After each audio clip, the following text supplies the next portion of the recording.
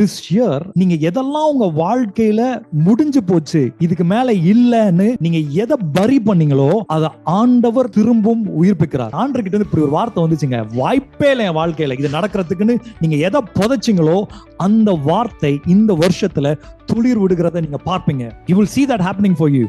ஏன்னா it is a covenant faithfulness of God.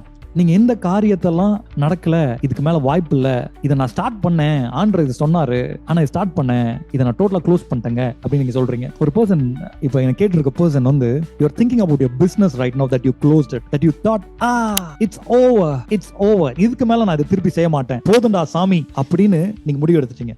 Done, over. நீங்க எந்த பிசினஸை க்ளோஸ் பண்ணீங்களோ அந்த பிசினஸ்க்கான ஒரு டிவைன் கனெக்ஷனை நீங்க 3 மாதத்துல பாப்பீங்க. ஒரு நபர் வந்து நான் அதை இனிஷியேட் பண்றதை நீங்க பாப்பீங்க. அவங்க சொல்லுவாங்க, நீ இதை எடுத்து பண்ணு, நான் உனக்காக நிக்கிறேன்னு சொல்லுவாங்க. covenant faithfulness of God. உடன்படிக்கைக்கு அவர் உண்மையுள்ளவராய் இருக்கிறார். நம்ம வாழ்க்கையில இதுக்கு மேல வாய்ப்பு இல்ல, முடிஞ்சிருச்சு எல்லாம் நினைக்கிறீங்க. ஆண்டவர் எனக்கு ஒரு விஷயம் காமிக்கிறார். நீங்க போட்ட ஃபுல் ஸ்டாப் அழிச்சிட்டு ஒரு கமா போடுறாரு. You need to walk with God.